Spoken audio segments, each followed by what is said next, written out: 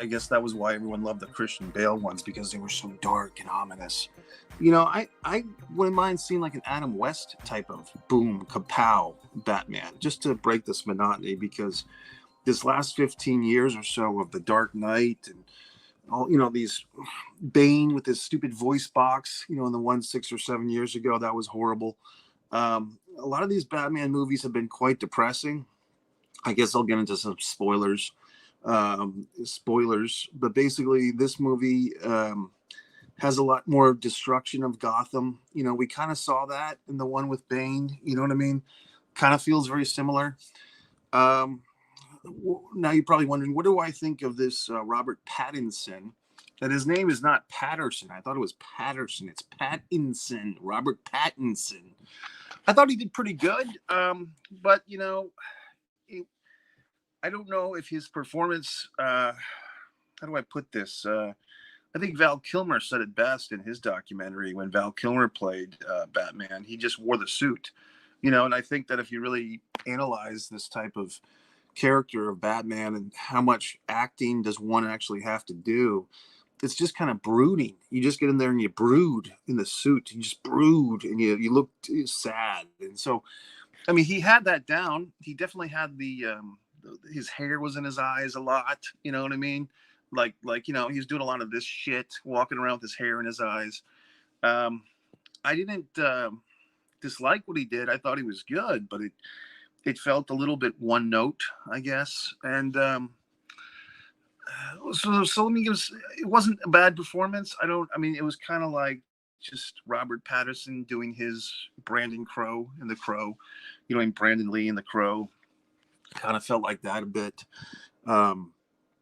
Just brooding. What else? Zoe Kravitz is in this thing. I mean, this movie, I'll be honest with you, I mean, I'm trying not to be insulting towards it or to the people, because I enjoyed the movie, but I did notice it felt very woke. It felt like a very woke film. At one point, Catwoman, played by Zoe Kravitz, who did quite well, but she actually says something to Batman like, these white privileged bastards or something. I'm like, okay, well, that feels very 2022. And just, you know, the fact is that the cops in this movie, the police are very corrupt, which is another theme. And it just felt very, you know, 2020, 2021, 2022, like very wokeness. I mean, if you really want to be woke, and this is just a thought I had, I mean, because I noticed in the movie a lot of supporting characters that maybe in the Michael Keaton or the, you know, those Batman movies from the 80s or the, you know, late 80s into the 90s, you know, a lot of the supporting characters were played by African-American people. One of the main characters, a cop, and a lawyer, not a lawyer, a doctor, and the mayor, female mayor. So that's good that they're doing more racially diverse of casting. It's good. But if you really want to push that envelope, why don't you cast Michael B. Jordan as the Batman? I mean, I'm just thinking today, no offense to Robert Pattinson, he's fine. He did well. But imagine if a guy like Michael B. Jordan, coming off the Creed movies and his work in the Black Panther movies, imagine if Michael B. Jordan had been playing the Batman.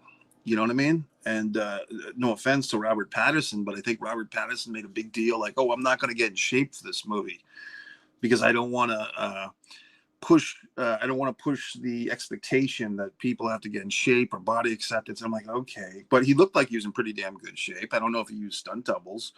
But Michael B. Jordan doesn't seem to have any trouble getting into shape, you know, for the Creed films or for the Black Panther films. So my point is, if you want to make a woke, socially conscious Batman, please do. But let's start with the fucking Batman himself. You know what I mean? That's just how I view the world, how I view fucking things. Maybe other people don't.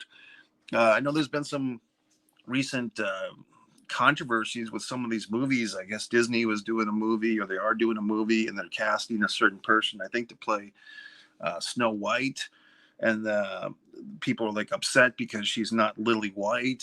I mean, I guess they took that literally. I mean, you know, the name, which is unfortunate because it seems like the actress was qualified and a good actress, and all that good stuff. And then Peter Dinklage getting upset that there was even a movie, the Snow White and the Seven Dwarfs movie, because he finds it offensive to dwarves. And then you got our buddy there from the WWE, Hornswoggle, saying, "Hey, I'd like to be in this fucking movie. Fuck you, Dinklage." So I find it very interesting. We're all kind of fighting over these political correctness things. It's the battle of morality. It's the battle of political correctness. Everyone's got to be politically correct. And then you have things like these worldwide situations going on right now on my TV. I've paused it for a moment, but the Breonna Taylor botched raid trial is what it's called on Court TV. Big case there.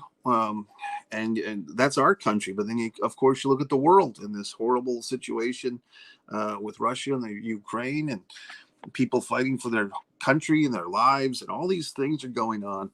And so you try to just watch this movie, The Batman, and give you a nice instant movie review.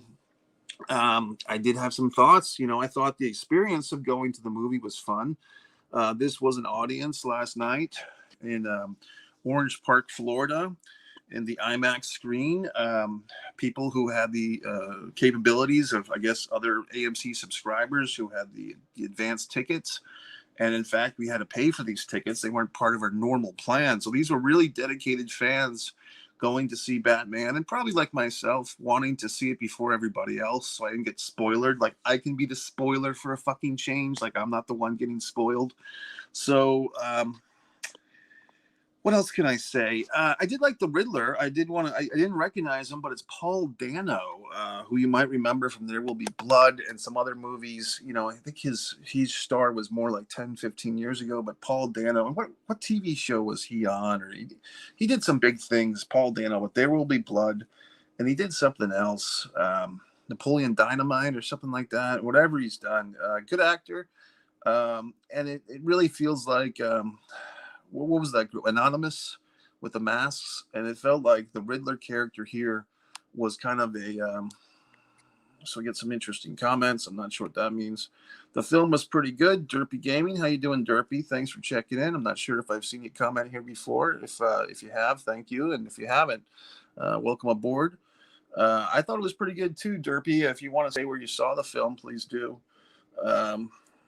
The theater, the crowd that I saw was really pretty into it. They were a good crowd. They were nice. A lot of people came into the theater kind of late. The movie was supposed to start at 7. I don't think there was a whole lot of previews. There was like a couple of promotional little videos, and then there was a kind of a countdown, like a 7-minute countdown before the film started. But I think if people came to the theater last night expecting 20 minutes of previews before the movie, some of those people were scrambling to get their seats. I actually had a seat in the IMAX theater, Pittsburgh area. My theater was sold out. Very cool. Now, did you see it in some type of preview AMC screening or Regal or anything like that, Derpy, Cinemark? I'm just curious how these things work, because in my facility here in Jacksonville, Florida, it was an AMC A-list subscribers preview night. So I'm wondering if you had something like that or if it was something else. Yes, AMC and IMAX. Yep, and that's how I saw it too. The IMAX looked really good. Here in Jacksonville, there's another theater, also AMC, that has a Dolby digital screen that I prefer a little bit over the IMAX. And we also have in Yulee, Florida, the Big D. I don't know if you've heard of the Big D screen, but that's also an AMC thing. And there's only one around here, which is up there in Yulee. So it's kind of like a day trip. It's like a 45-minute drive, but I've done it a few times. A nice, comfortable theater. The seats are not recliners in that Big D. Also in IMAX, the seats aren't recliners. So you kind of, you pick your spots. With the Dolby Digital, it is reclining seats. Now, people might be wondering, well, what does it matter, the seats? Big D is different. It's Yulee, Florida is the only one I've seen, buddy, but it's pretty damn good. It's basically just, more of the same as far as the higher end screens and volume. So, Derpy, if you had any other thoughts on the movie, feel free. Like I said, I've already said spoilers, so people should know by now they're going to get spoilers in this review. I thought Zoe Kravitz was interesting. I thought that the Catwoman character was interesting, more of a protagonist Catwoman in this one. Yes, she's flawed. Yes, she's looking for vengeance. But some interesting things on. I get I got some of the backstory confused at times, Derpy. You know, they kept talking about things that had happened to Bruce Wayne's parents like 20 years earlier, and they didn't really do any flashbacks. They just kind of audibly called these things. I thought it was better than The Dark Knight as a Batman film. You know, I'm not going to argue with you, man, because I felt like the tone of this was a little bit lighter. It was still dark and brooding, but just not pitch black. Like that's one thing about those Christian Bale Batmans that other people seem to like, but I didn't. It just felt very dark. The Christian Bale ones I'm talking about felt pitch black. Now, when you say I have to read the book, do you mean like the original thingamajig or this comic book I got? Ian's kicked in, my good buddy. Let's see. There you go. Well, yes, Ian, I appreciate that, buddy. No problem, because you can always check in later. Ian, you can always check back later, buddy. Watch the movie, see the movie, and come back to me. That's all. No problem. No problem. Yeah. Now, when you say the book, do you mean that comic book I just had, or is there like the quintessential Batman book?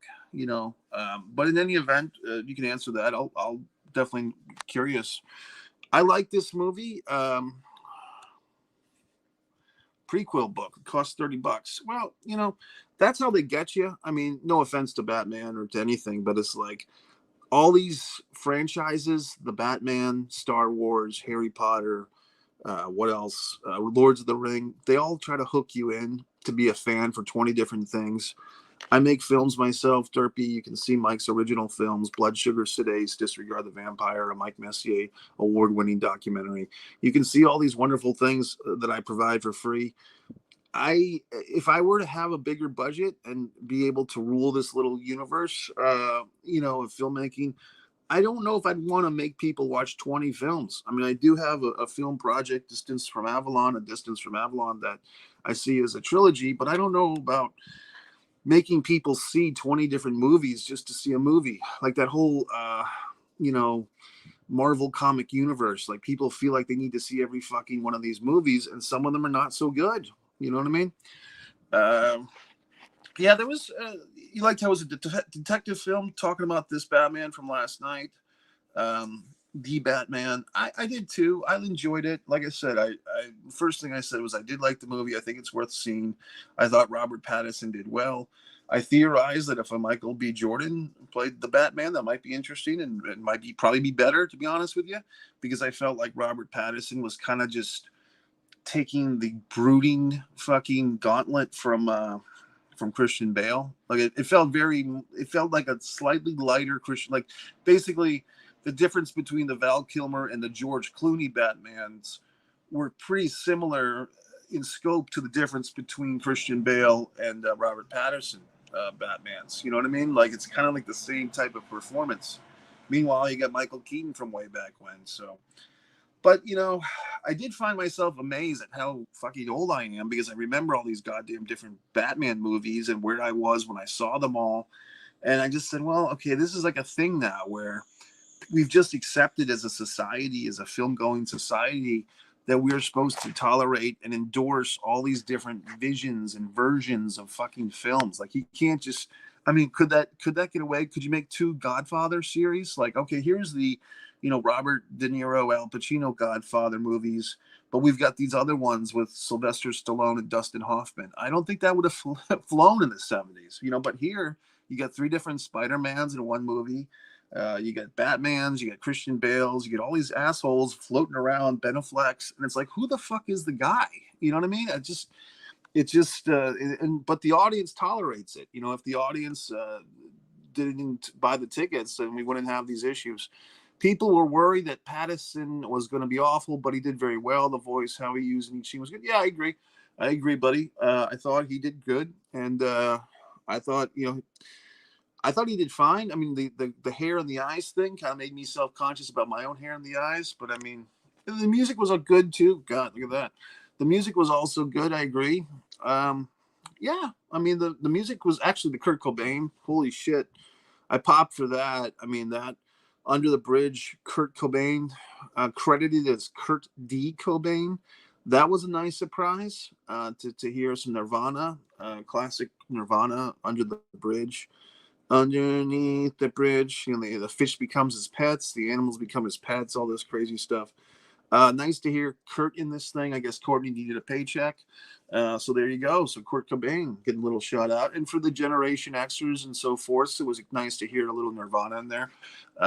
So, I mean, I thought it was good. I enjoyed that. What else? The Riddler. Kind of curious about your thoughts on the Riddler, Derpy. I thought it was effective. I mean, he definitely felt like, you know, the Riddler here was like anonymous, or he was like, what was that group? Occupy Wall Street. Like that was what it felt like. Yeah, go ahead, buddy. Speak the spoilers because, like I said, you know, I said spoilers a bunch of times, so people know if they don't want to hear the spoilers, like Ian, they can watch this review later. Go ahead, buddy. It felt like Jigsaw, yeah, from Watchmen, right? It did, and it felt very, yeah, I wasn't thinking that way, but I think you're right. I was thinking of Anonymous, you know, the guy with the mask and all that stuff. I just felt like the movie, like I said, it felt very woke, you know, like this was the woke Batman, which is fine. But like I suggested, if you really want to be woke, you know, cast Michael B. Jordan or someone else as the Batman. Why does it always have to be the brooding 35-year-old white guy? You know what I mean? So there you go. What else? I'm trying to think. Oh, Alfred. Alfred, the Alfred guy. You know, kind of a letdown, to be honest with you. From going from who was our buddy there that played Alfred? Michael Caine. I felt like this Alfred, no offense, he didn't have a lot of screen time. He was basically there as another martyr character, Alfred. Didn't have a whole lot of things to do except what happened to him, you know. But he didn't rivet me. Like I think one thing I did like more about the Christian Bale era was the Michael Caine Alfred. I just thought, you know, it's hard to beat Michael Caine. So this guy, I'm sure, was fine, but he, you know, he didn't rock my world, so to speak. I don't know who I would have had as a different Alfred. Maybe what's his name? Is Anthony Hopkins still acting? Anthony Hopkins as fucking Alfred would be phenomenal. I mean, I should just recast these goddamn movies. I should be head of casting. I had Michael B. Jordan as the Batman. Fucking Anthony Hopkins as fucking Alfred. And who else? I mean, I don't know. I mean, just blah, blah, blah. I mean, it is one thing I thought about when watching this movie. I was kind of having flashbacks. Like, you know, Alicia Silverstone once played Batgirl, right? I mean, there's a lot of actors that have come and gone. Deborah, what was her name? Was her name, not Deborah Messing, she was on a show called Civil Wars. Debbie Mazar. She was like Ivy with Drew Barrymore. I mean, you've had all these Arnold Schwarzenegger, you know, the lineage of all these things. Yeah, Alfred was just there, but in the People book, he's used a lot. Okay, I got you. So my point is, thinking about all these different Batman films, the lineage of the actors, but then now I'm thinking these aren't really a lineage of films because these Batman movies don't seem to have, like, they don't have a lot to do with each other. I mean, correct me if I'm wrong, Derpy, but they all seem like standalone little units. You know what I mean? Like they seem like reboots rather than a lineage. You know what I mean? Like the Star Wars movies, although they do change cast and they've even changed ownership from Lucas to Disney, there is a lineage there in the storytelling. In the Batman things, it doesn't feel like that. In the Batman movies, it feels like we're just going to do our own thing and fuck what the other guys did. So you got Tim Burton doing his thing, this guy doing his thing. I thought the director of this one did well, but like I said, I did see some similarities with like the Christian Bale, you know, the Gotham's being attacked and all that. But I guess that's what the audience wants. You know, I don't know. Let's see, buddy. Yeah. So, you know, overall, once again, is it worth seeing? Yes. Am I glad I saw it? Yes. Maybe I'll get the $30 prequel book. I'll probably look for it on eBay for a discount or something. Speaking of which, my book, A Distance from Avalon, as I've always stated, is probably more more of an emotional payoff, at least for me when I read it. Jesus. Just have all these things. Oh my God. But let's see, buddy. There was one scene I didn't like, but that was the white privilege line from Catwoman. That was the only issue for me. Well, I mentioned that earlier, you know, and it did seem to pop out of nowhere because she's obviously talking to Batman, who appears Caucasian even underneath the mask. And I think she was Catwoman. Was kind of referencing the rich elite of Gotham, of which Bruce Wayne would be a part of. And at that point, I don't think she knows that Batman is, in fact, Bruce Wayne. So I thought, but it was an interesting thing. And it felt like a very woke statement. Obviously, Zoe Kravitz, the daughter of Lisa Bonet, and Lenny Kravitz, gorgeous woman. Zoe Kravitz, I've seen her in a few films now. I think she's great.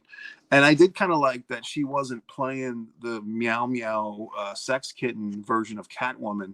She was playing like a real, just regular person who happened to wear a catsuit once in a while. So I thought that was a good take on it.